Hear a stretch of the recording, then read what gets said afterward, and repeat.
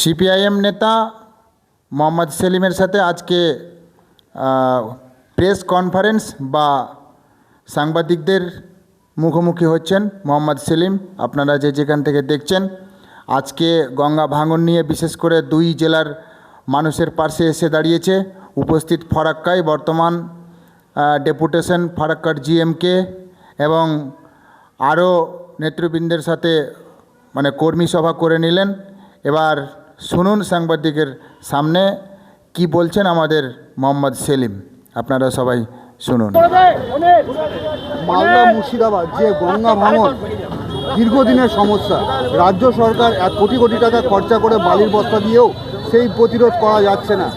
আজকে আপনারা এই আন্দোলনে নেমেছেন এবং রাজ্য সরকার উভয়ই তাদের যে দায় এবং দায়িত্ব পালন করেনি। তাহলে বালি বাদ দিয়ে কী হবে? ওরা তো ঠকবাজি এবং টাকা লুট, কালভার্ট ভেঙে গেল, বাঁধ ভেঙে গেল। এটাকে নিয়মিত যে রক্ষণাবেক্ষণের দায়িত্ব ফারাক্কা ব্যারেজ কর্তৃপক্ষের, তারা এটা করছে না। কেন্দ্র সরকারের যতটা দায় ছিল সেটাকে তারা মোদী সরকার আসার পরে কমিয়ে দিল। 40 কিলোমিটার উত্তরে, 40 কিলোমিটার দক্ষিণে, তার বদলে এখন 8 কিলোমিটার 12 কিলোমিটার করে দিল। আর যে টাকা আসছে সে টাকা 9-6 হচ্ছে কাট মানি।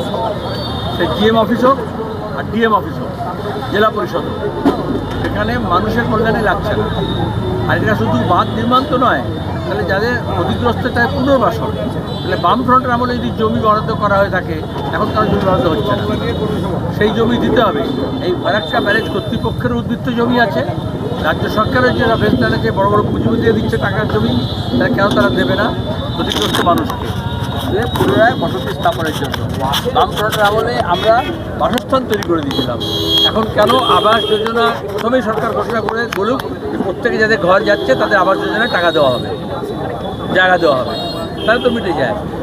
আর দুই হচ্ছে দীর্ঘস্থায়ী যে ব্যবস্থা নিতে হবে কেন্দ্র সরকারকে, তারা সেটা নিচ্ছে না, ঠকবাজি করছে। উত্তর ভারত থেকে নদী যখন চলে আসছে, সেখানে যেটা হিন্দিতে বলে কাটাও, মাটি কেটে আসছে, তাতে আমাদের নাব্যতা কমে যাচ্ছে। সেই নাব্যতা রক্ষা করার জন্য ক্যাপিটাল ড্রেজিং করা দরকার আছে।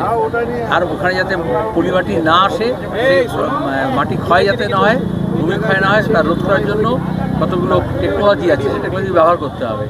আর আমাদের এখানে যেটা হয়েছে, গঙ্গা পদ্মা দুটো এমন জায়গায় চলে আসছে, দুটো মিশে যাবে, তো মুর্শিদাবাদের একটা বিস্তীর্ণ জায়গা ক্ষয় হয়ে যাবে।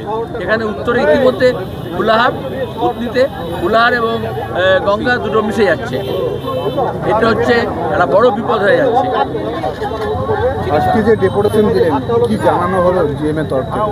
নজরে আনা হয়েছে, ওরা ঘুমোচ্ছে, জেগে ঘুমোচ্ছে না, চোখ বন্ধ আছে, তাদের চোখ খোলা দরকার হয়েছে।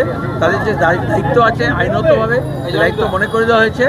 আর তারপরে এটা ডেপুটেশন দিলেই তো হবে না, আমরা এরপরে আরও আসবো, চোখ দেবো, কারণ যাতে দ্রুত এরা এই ভূমি ক্ষয় রোধ করার জন্য, নাব্যতা বাড়ানোর জন্য এবং ক্ষতিপূরণ দেওয়ার জন্য, তার সঙ্গে জমি বরাদ্দ করার জন্য এবং পুনর্বাসনের জন্য যাতে ব্যবস্থা নেয়, বাঁধ রক্ষণাবেক্ষণ এবং ব্যারেজ রক্ষণাবেক্ষণ। আগামী দিনে আর কি পরিকল্পনা রয়েছে?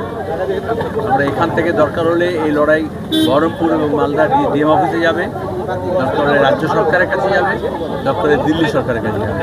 ধাপে ধাপে এটাকে আমরা তুলব যদি আমাদের কাজ না হয়। ছাড়া